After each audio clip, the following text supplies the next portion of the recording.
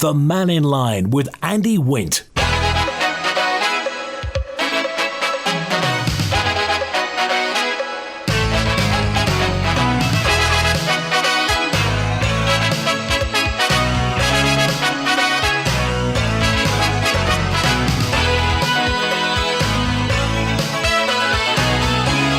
Pastor Mike, good afternoon. We're on Mannin Line today through to one with education, sport and culture.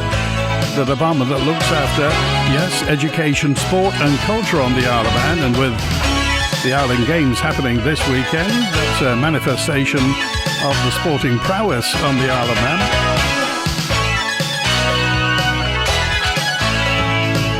Not long now until exam results start coming through. And of course, at the background of this, UCIOM. And lots more to talk about. If you want to get in touch, Daphne, Caine, MHK, the Minister is with us today. Also, departmental members, Sarah Maltby, MHK, and Paul Craine, MLC. Fastamai. Hello, everybody. Fastamai. Good to talk to you today. And Daphne, Caine, what's the latest from the Department of Education, Sport and Culture? Well, I think we've had a really positive year. There's lots going on. We're coming to the end of the second year of our quality assurance. All schools and education services being externally have independent quality validation of the findings. That's really driving positive improvement, continuous improvement across many, many aspects of our education system. But we've also had some real positives in sport and culture as well. We've had, the standout highlight for me is probably the opening of the Sir Mark Cavendish Raceway, and that amazing experience of hundreds of cyclists being inspired by the hero, the greatest cyclist that the world has ever seen, and Sir Mark Cavendish bringing all those children into the project with the art installation and then the flying lap and then the lap with the children. That was one of the most moving things I saw. And I don't want to forget culture. So we could say with culture, we've had, I don't want to steal Sarah's thunder on the annual lecture or the other things, but the £1.6 million investment into the Villa and Gaiety, and that's seen the sound and lighting system in the villa already completely transformed. The Gaieties to follow.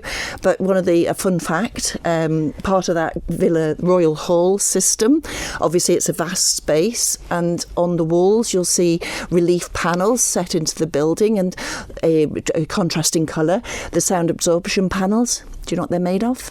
What are they made of?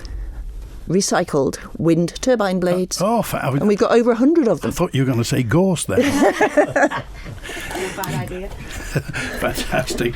Paul Craine is with us as well. A well-known, and forgive me if I say this, but a well-known statistician, a man who knows his statistics. As far as the... now, correct me if I'm wrong, but the Isle of Man has more deaths than births. Is that right? It did last year, yes, certainly, yes. Has done for a few years, hasn't it? I'm just wondering how that affects the roles in education, the roles at certain schools. Are the roles under any pressure? Is there any population time bomb going through for the education department? Yes, it's not so much the deaths involved in that. It's straightforward to the births. Births down 44% in 14 years. So the biggest groups in the schools at the moment are years 10 and 11 with more than 1,000. And it drops almost every year to under 700 in year one and reception. And we'll go lower beyond that. So this is something we're continuously monitoring and looking at how it impacts provision and what changes might be needed in the future. Okay, I mean, is there what does the department do on that basis? How does it plan for the future? I mean, there's no danger of any primary schools going, is there? Not in the immediate term. I mean, our hope is that the births turn around, and there's certainly movement in off island as years 1 to 5 become, over 5 years become years 6 to 11 or whatever. Those numbers are growing, so we're seeing increases there. So. It's not simple. It's not straightforward. We've got some work that's been done on looking at the schools and the benefits of schools that are 1 form or 2 form entry. So there's a lot of work being done on that, a lot of reflection on that, a lot of data gathering going on that. We've got another census next year, which will give us more information about where young people are located. But because of house building in parts of the island, so for example down in Ballasalla, pressure on for the school to have some additional premises there because of numbers growing as the housing around there gets occupied. I remember reading about the 1960 census and almost a crisis, almost a panic when the population went to, 44,000.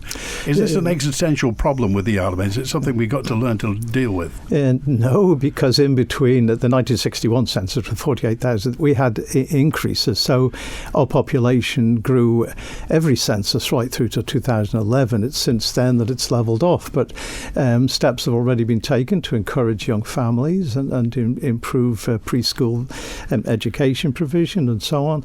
There's a document coming through Tynwald this month on migration, and some of that is looking at migration incentives and migration disincentives to be sure the Isle of Man gets the right people here. So that's important. It's a good document. I've been reading it through, and some parts of it are very interesting. Sarah Maltby is here with us as well, political member with it. Do you have a specific area within education, sport and culture, Sarah? Oh yeah, well I get the good bits. I get culture and the Isle of Man Arts Council. I'm the chair for that volunteer group. So that's my area of responsibility. Okay, and in terms of, and again, we often hear it when people say, there's nothing to do on the Isle of Man, and then everybody tells them everything there is to do with the Isle of Man. What part does the Gaiety and the Villa Marina play in that? Who plans what comes? So the Gaiety Theatre and the Villa Marina has a small team, a small but very dedicated team that programme what events are going to be put on, and they try to ensure that it's as rich and as varied as possible. We have a fantastic community asset there, and in fact coming up in the next couple of weeks we have the 125th birthday of the Gaiety Theatre, so we have much to be proud of on the Isle of Man, and I'm really proud to be part of it. Okay. Lots of questions have been coming in, including, this one's fairly lengthy, so do bear with me. A lot has been publicised regarding the withdrawal of degree courses with no notice. However, what's not been publicised is the withdrawal of the access to higher education courses, says this correspondent. The college previously provided multiple access to HE courses. These are 1 year long full-time courses equivalent to 3 A-levels, and as a mature student attempting to access a degree, they're vital and more importantly, they were available for funding. Now, with the withdrawal of these courses, now the only opportunity to access a degree is to attend full-time college for 2 years or more and do actual A-levels or take access to HE course online. However, the student funding team refused to fund online courses. Their response was, I need to take the course at the college to be able to get funding. When I pointed out that the college has withdrawn it, they effectively washed their hands of it and told me I need to do 2 years of A-levels instead, but it wasn't their problem what the college did or did not offer. Now, the government's trying to entice people or get people to stay on the Isle of Man. However, when access to further education is removed, constant obstacles placed in the way, plus the fact that degree funding is at its lowest level, yet with students having to find £7,500 themselves to be able to take a degree, why would anybody want to remain on the Isle of Man when they could just move to Scotland, where education is fully funded? Daphne Caine. Well, there's a lot of different points in that.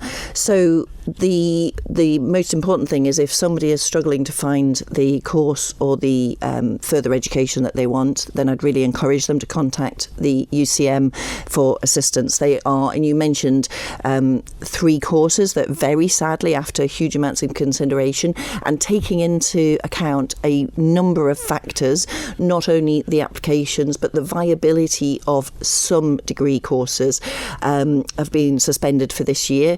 However, there are other higher education courses that have replaced them that are proving incredibly popular.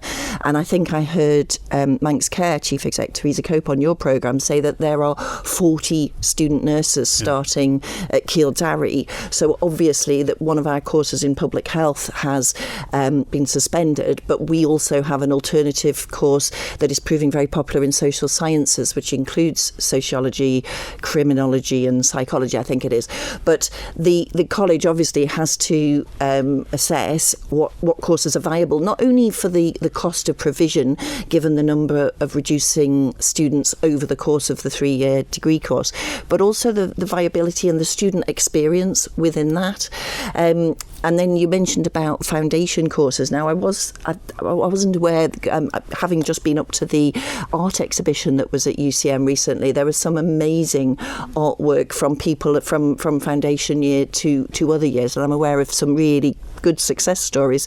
We had an inspirational student who has been started at the college in fashion, went to away to university to complete a degree, Molly Wade, if I'm allowed to say this, who is having an international career in fashion and has found an employment with a brilliant world quality Albion Knitting, the company that came and resettled in the Isle of Man. So I mean, that speaks about so much about government policies in terms of encouraging industry and the link with fashion and employment, or degrees in education that feed directly into employment. But if there's an individual person who is struggling to be accommodated, let us know. The other final piece of that on the student awards and the grant system that we have, in fact, having heard from some counterparts in Scotland, not everybody receives free funding for university in Scotland, and obviously across England and Wales.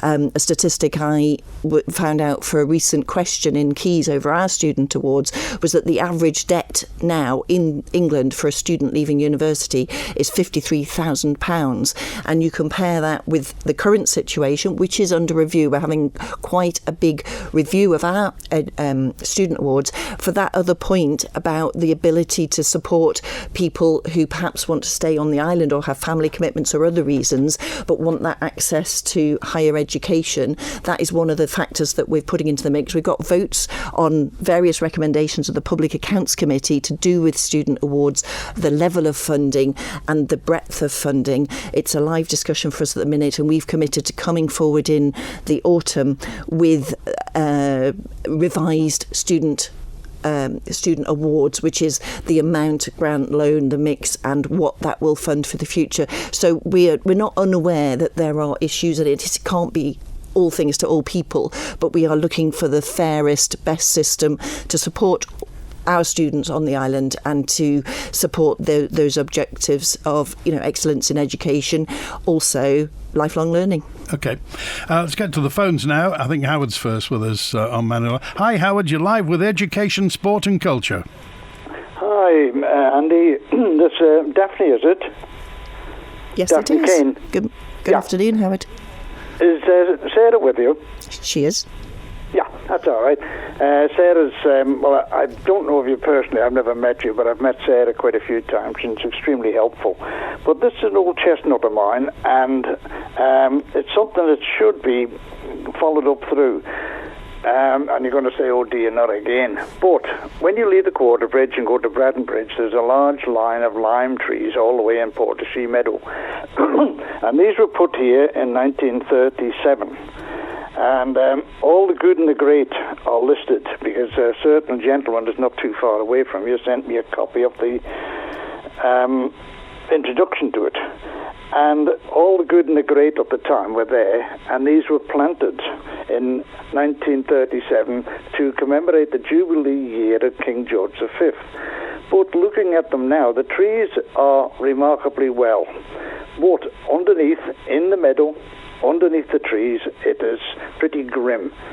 There are wild trees coming up underneath, and that is a beautiful area down there, and the wild trees are going to overgrow the lime trees and destroy the whole value of the area. And, 3 years, I've spoken to the DEFRA. I know we got a new head there now, but whether he will pick this up, but all I got from them was it's not in our remit. But it's in the island's remit, because if you look at the list of names here, they were all the hierarchy, as we would call it, from that era. And there was a hue and cry when that oak tree was damaged at the bottom of Braddon Road. So why isn't there a similar cry and a similar outlook from government for those beautiful lime trees that are there in the meadow? Okay, is this... I remember a number of years ago, I saw a chap up and cutting the trees down. And he's cutting all the branches all the way up through. There were 2 or 3 trees at Quarterbridge End. And I'm led to believe he was prosecuted. Okay. So, you know, he was fined a considerable amount. Okay, just a moment. Does this come under culture, Daphne Caine? Not strictly speaking, no. Okay. It is adjacent to a sports field, I suppose, a pitch. Okay. Do you know about this, Sarah Maltby? So, yeah, like I said, it doesn't come underneath culture, but I'm happy as Howard's constituency MHK to take that up from again. And I was with Tim Cowsill this morning, who is the new CEO of DEFRA. So if he's the outgoing CEO says that that's not a DEFRA problem, I can bring it up with Tim and ask for his advice. Okay, all right. Howard, well, your constituency MHK will be on the case, Howard. Well, I can trust Sarah. As I say, she's always helped me in the past. So thank you, Sarah. Okay. All right. Thanks very much, Howard, as well. They are wonderful lime trees, it has to be said, and it's one of those iconic views. Now, David's with us. Hello, David. You're with Education, Sport and Culture. Oh, good afternoon, Andy, and good afternoon, Team Desk. I've got some questions for the Minister with her broader educational hat on, and also for Mrs Maltby in her capacity as Chair and Deputy Leader of the Manx Labour Party. Okay. And it's their stance on education as related to my Timor petition, which I presented on Monday, which was surrounding the taxpayer bailout of King William's College to the tune of £2.25 million. Now, the college already has £2 million in bank loans, excluding this new government handout. So these bank loans are obviously accruing interest, and the college is relying on an overdraft facility of £750,000 to meet its daily operational and essential maintenance costs. Its academic standing has been questioned by the Treasury as being low compared with like comparators in Jersey, and they certainly won't be helped by Sunday's poor IB results, which shows for at least the 7th year in a row they are below the UK IB schools average. So both the Treasury and independent auditors have expressed serious reservations regarding King Bill's viability as a going concern. Indeed, the Treasury has raised many doubts regarding the college, including its academic standing, and this was in an internal financial governance paper that was released via FOI. So any parents or prospective parents of the college should really seek a copy of that paper. It's on the disclosure log. So my question for Mrs Caine is, what due diligence did Coleman conduct, if any, in relation to that loan made available to King Bill's, especially in light of the fact that the audited accounts for the year ending the 31st of August 2024 were not filed until May 2025, 2 months after the loan was approved, and also the comments from the Treasury? Well, thank you. I have to say that the provision of private education, other than them registering and informing us of the students who attend there, who are island-based, is not something that is discussed by our department, and that business loan, I believe, is through the Department for Enterprise as a business, and all the points. I mean, as an island, I think we really value the provision of independent education, and that's there for the choice for parents to make for their child and what is right for the individual. But in terms of all the policies and the statistics that Mr. Watts has very diligently has always gone through all the research, that is not something that I'm aware of or have been involved with any of the decisions that you're alluding to. Now, hang on, Daphne, you interrupted me there because I wanted to finish off my question. If the Treasury's concern and the independent auditor's concern about King Bill's being a going concern are actually materialised, and it does fail, have you got the capacity in the state system to absorb the pupil numbers? I think we have capacity across the island in various schools, and as we've heard in some areas, the roll is falling, and we do have a falling birth rate. I'm not concerned. I mean, I'd be very concerned. I think that the island values having King Bill's and the Buchan as provision for students who feel, or their parents who feel that that's appropriate. Okay, and for Sarah, I'd like to know what the Manx Labour Party's position on private education is. And do you agree with Joni, who in the Keys last week last month stated her worry, and I'm quoting her now, about the exacerbation of educational inequality, and she felt it was wrong that government would be propping up private education while state schools face such financial pressures. Those were the words Ms Farragher used. What's the Labour Party position on private education? As Joni Farragher is the leader of the Labour Party, Manx Labour Party, I'd have to agree with what she's stated in Tynwald. Good, excellent. So you don't support educational apartheid then? You've asked me a question, I've answered the question. Okay. What's your David, before you go, so what's your view about this? You've obviously presented the petition. I saw the last 5 years of accounts from the AGs, and I suggest any journalist and your news team do so, because it's absolutely appalling reading. The college is in severe financial problems.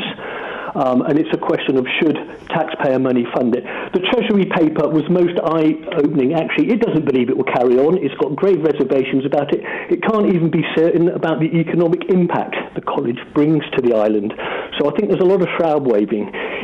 Plenty of private schools are falling by the wayside. That's sad, but it's a matter of fact. There's far better alternatives, actually, in the northwest or Jersey, if parents want to board, for example, and it doesn't say much for them if they want to seek that, because perhaps they don't have confidence in our state system in the first place.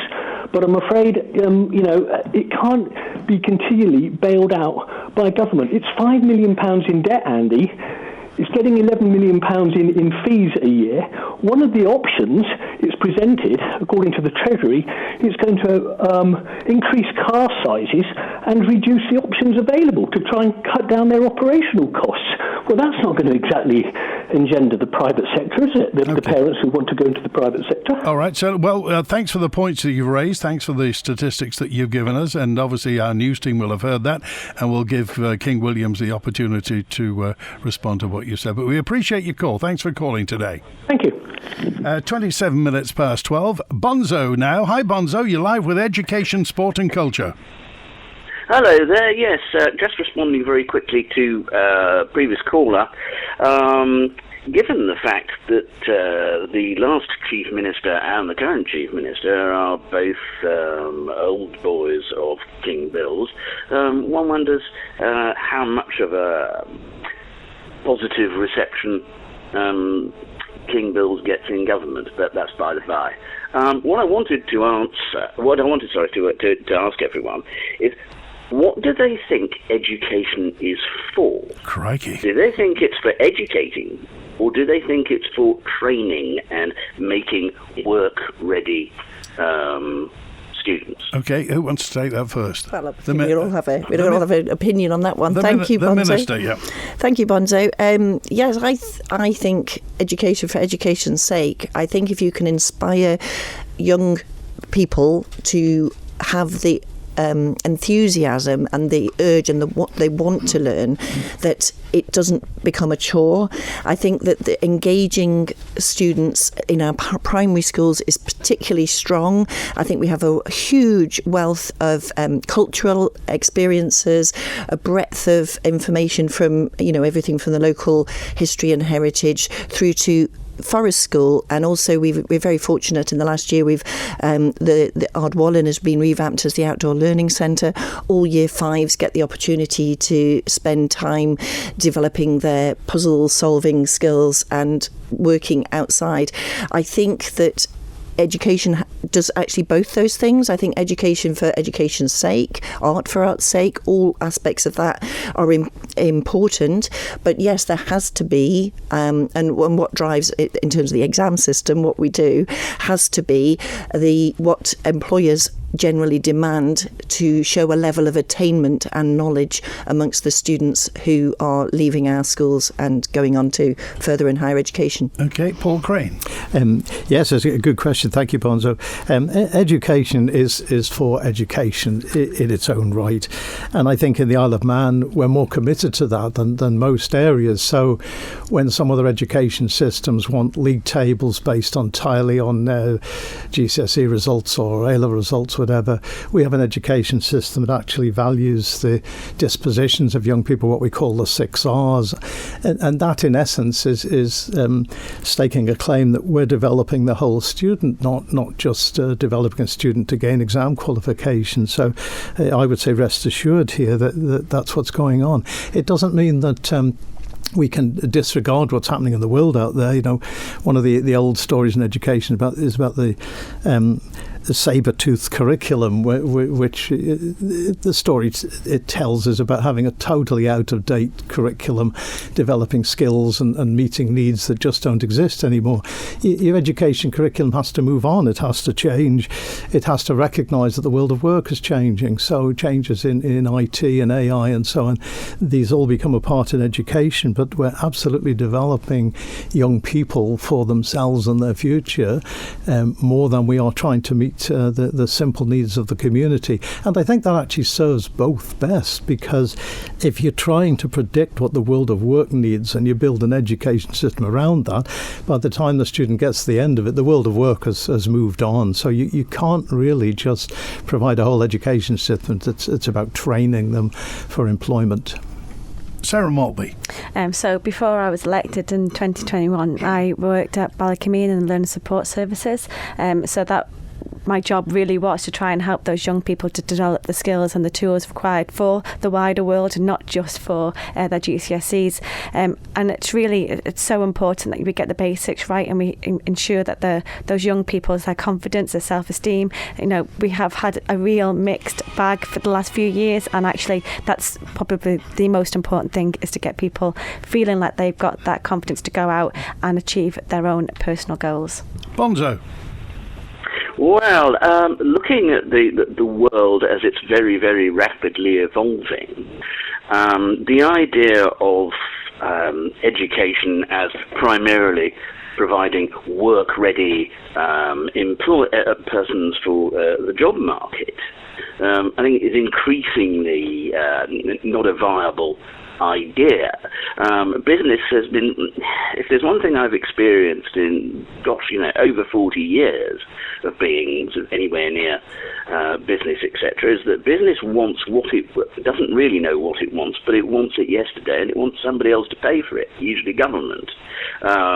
Business is usually rather poor in investing in training. It expects things of the education system which are unrealistic. But also, in terms of the education system, the concentration on sort of pony shows and hoop jumping, of league tables or informal league tables issued by other people, that sort of stuff. Again, I think it's just not functional for the world that we are going to very, very rapidly face. AI is going to hollow out a vast quantity of medium-level jobs which the education system, certainly the post-16 education system, is actually orientated for. So the idea of education is something that we're going to probably be very rapidly forced to reevaluate, and how that then impacts the idea of things like capital provisions. How many schools do we build? How many teachers do we have? How do we organise the entire thing? What is the objective of it? I think those are going to be questions which are going to, unfortunately, come to see us very rapidly. Lots of questions, Bonzo. Do you have any answers? Well, I have some answers. I think certainly addressing the problem of AI and addressing the problem of hoop jumping and pony shows, and actually focusing on the individuals who are being educated and giving them as broad and as rigorous an education as possible, rather than simply, this is the way we've done it, these are the gold standards, and this is how we're going to continue it ad infinitum, in the same way as the public schools only taught Latin and Greek until about 1830. Okay. All right, Bonzo, we appreciate that. Thanks for calling today. Okay, then. Just a quick note, by the way, the Institute for Public Policy Research in the UK, this is the UK, so we treat it with a grain or two of salt, but they've got a report out saying only half of today's youngsters, the UK youngsters, are leaving school feeling ready for work. And amid an explosion of what they call NEETs, surveys found, the Institute for Public Policy Research found 47% of 18 to 24-year-olds say they left school work ready. That's only less than half. Compares to 54% of those aged between 25 to 34, 67% of those aged between 55 to 64, and 74% of over 64s. It comes amid a youth unemployment crisis in the UK, with nearly 1 million 16 to 24-year-olds now not in education, employment or training, NEETs. That's an 11-year high. And this think tank said the apparent decrease in work readiness could be due to a lack of work experience opportunities in school. It found 40% of 18 to 24-year-olds never completed a work experience placement at school, compared with only 25% of 35 to 44-year-olds. And 57% of the younger age group said finding work experience opportunities was reliant on who you know, not what you know. That report said access to work experience is still overly reliant on social capital like personal or family networks. And work experience is something that excites opinion on the Isle of Man, Daphne Caine. It does indeed. I would just like to say, though, as far as I'm aware in all the latest statistics, we really don't have the issue with NEETs, with young people unable to find a job. We've got about, I think, 50% of our school population who do go on to further and then higher education. But in terms of the the work experience, what has been happening in recent years is that is very much tailored quite often to an individual, so that if, I suppose, prioritising those who at 16 or 18 are deciding that they want to leave and go into the workplace.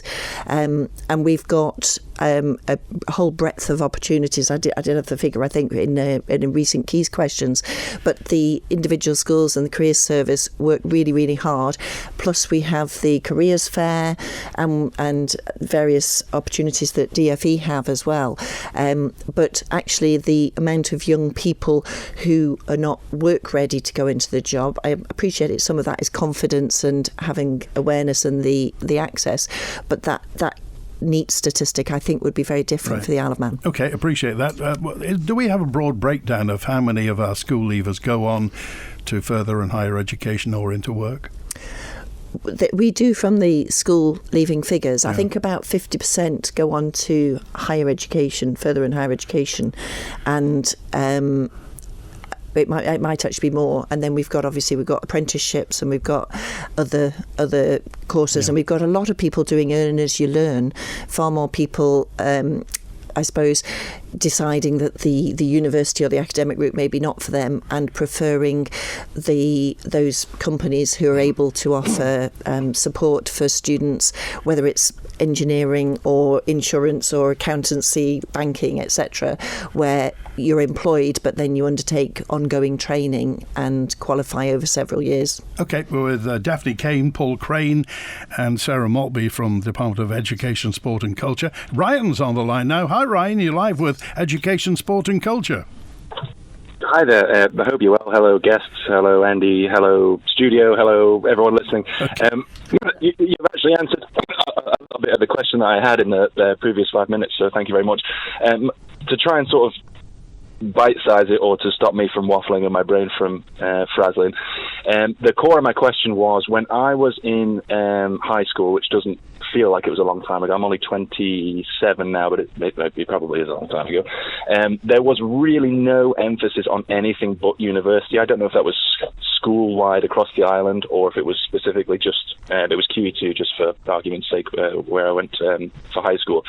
But almost from year 7 right the way up to picking through GCSEs, going through GCSEs, taking A-levels, it was, yeah, you need to take this, otherwise universities won't respect you. You need to do this, otherwise you won't get into university. Don't do this, otherwise you won't get into university. And there was really no emphasis on any of these vocational apprenticeship skills, or things that didn't involve taking a big sum of money or borrowing a big sum of money and going to take a degree on, overseas, potentially not coming back. So I just wondered if there was any sort of change in that, if the sort of feeling or the environment in schools is the same.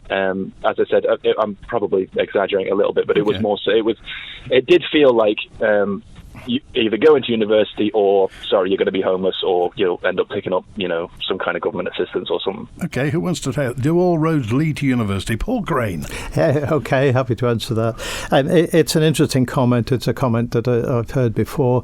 I think it's a position that's changed over the years as going to university has become far more expensive in terms of having to contribute towards your tuition fees and as well as covering maintenance and so on.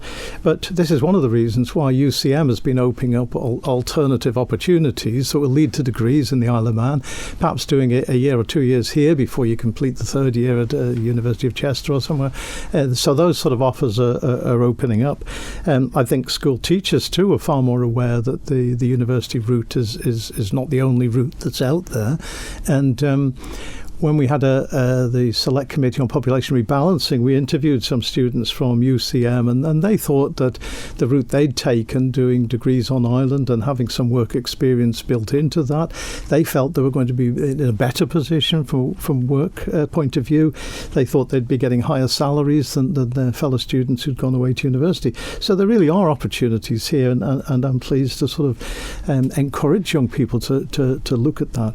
I think the schools are on the board with that as we've moved through the pandemic period, when some people had a very unsatisfactory time at university where they'd gone away to start courses, but the courses, although they were in a halls of residence, the courses were happening online, and that took a knock. I think many young people, their confidence has been knocked with the pandemic period, and therefore some are keen perhaps to get a degree but not so keen to leave the island. So there's a lot of change going on here.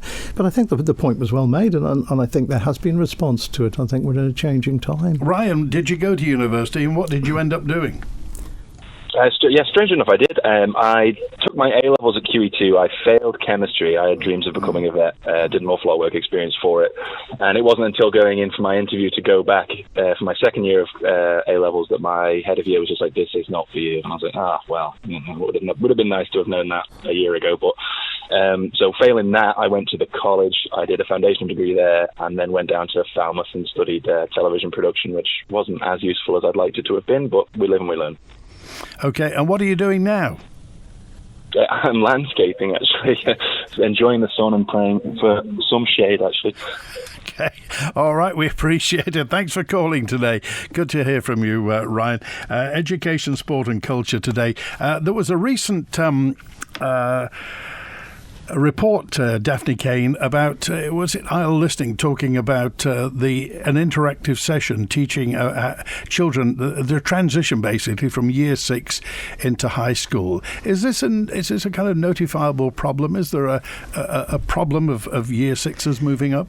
Well, in fact, if you refer to the ETIO annual overview of our external quality validation, the first annual report identified 5 priority areas for the department to address, and the transition from primary to secondary is one of those 5, and along with the others has a live work stream across the department. So it's wonderful actually to have our listeners an external partner organisation, because they are very present in our schools in many ways, supporting students with mental health and resilience and other generally. So hearing that there is that particular focus on the transition, I think is very important, because, again, as Mr. Craine has alluded to, the COVID years and the amount of time where students weren't socialising at very young ages, so from preschool through to primary age, had a big impact, and I think we're only really discovering now in various progression of the year groups how significant an impact it has had on our young people. Sarah Maltby, any comment? Yeah, so I was just going to touch on the point of something that's come to mind as we've been discussing this. We mentioned about being work ready. Well, actually, from working in education for as long as I did, and obviously Mr. Craine also, we do put a lot of pressure on our teachers and education support staff to just get students life ready, let alone work ready.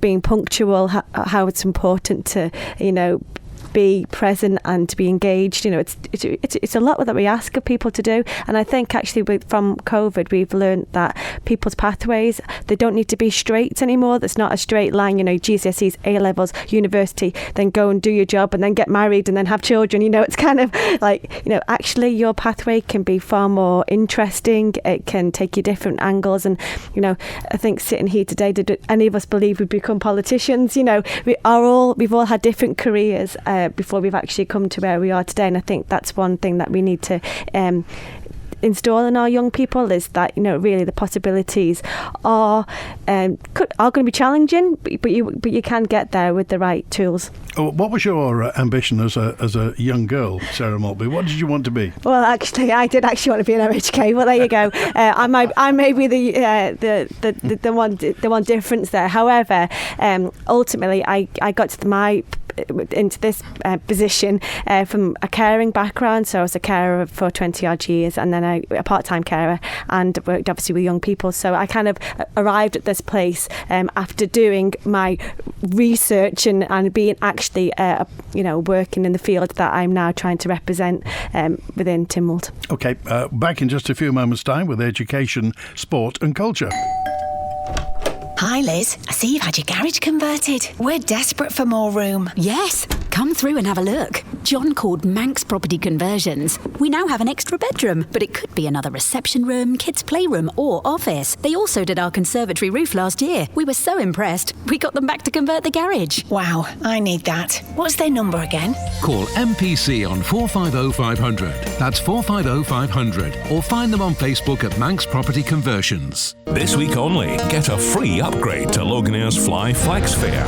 Enjoy a larger 23 kilo hold luggage allowance, increased change flexibility, and collect more Avios, all at no extra cost. T's and C's and exclusions apply. Book by 9th July, travel from 1st August. Booking changes may incur additional fees. Book today at loganair.co.uk. We interrupt this broadcast to inform all our listeners about the huge range of bathrooms and showers on display at Pacesetter. Yes, you all know that Pacesetter is known as the island's largest tile store, but I'm here to tell you that their bathroom displays are truly inspirational. Visit Pacesetter on Harris Terrace, where you'll discover a fabulous collection of stylish bathrooms.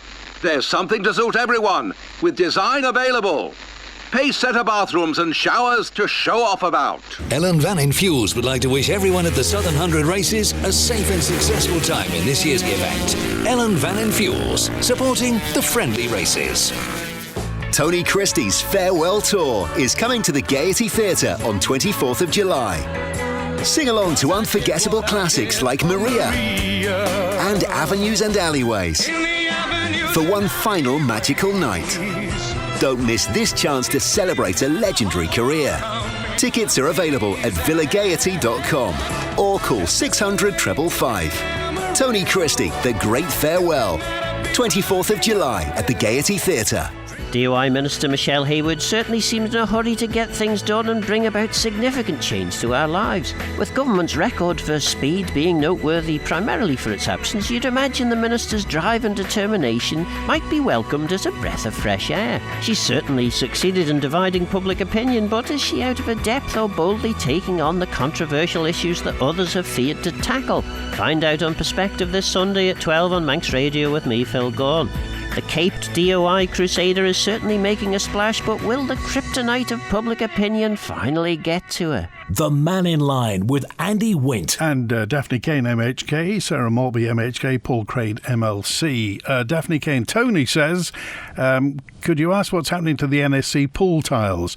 Nearly 2 years since the lanes were closed and no resolution. The ongoing issues affecting athletes preparing for the Ireland Games as their training's been compromised. The situation's unacceptable. Urgent attention. Well, thank you. Yes, it's disappointing for all of us, but I can say that since the problem was spotted, there's been numerous assessments, survey reports, and we have to understand what caused the issue, to make sure that any restoration doesn't repeat something, and we don't want this to happen again. So there's been a lot of ongoing research, analysis. Those reports now have been completed, and as far as I'm aware, the NSC is talking to the contractor and looking to get a resolution to the issue. And yes, I'm sorry if it's impacted training, but obviously there are 6 lanes remain fully open, and as far as I'm aware, when it's training, they can use it. The danger is that people are attracted to go and investigate what's down there, where really so it's a safety reason it's been roped off. But 6 lanes are fully usable on that pool, and there's the other pools in the leisure pool as well. Okay, just know, while we're in that area, is the budget in place to upgrade the bowl? There was a budget to... We will be bidding to make various improvements. You're talking about for the Island Games in 2029? Yeah. Well, there'll be business cases going in for those. Okay, and when we will know whether that's going to happen? You tell us. As Treasury. Okay, here's one for Paul Craine. Got a question regarding... it's been noted that year 10 and 11 are missing valuable lesson times because... the lessons fall on bank holidays, maths, English and science. Will this be rectified? I'm told it's a staffing issue, or is it overcrowded schools, Paul Craine? I think it's neither of those. These bank holidays come, you have Easter Monday and then you have the May bank holidays, 2 Mondays. It has always been like that, and schools have always found ways around that. The maths, English, science and so on, for people taking those at GCSE level, they're probably having at least 3 lessons a week, so they're only losing 1 out of those. But many of the schools where they've seen it as a problem have managed to run a Monday's timetable on a Tuesday or something to spread the load of this change. You can do that relatively easily as long as you haven't got too many part-time staff working in there, but you'd have to plug the gaps otherwise. But that's one of the ways forward. But it's not a new problem. It's always been there. The schools get around it. Indeed, those doing GCSEs and A-levels, by the time you get into May, they're never in full-time school education by the time the second Monday in May comes up.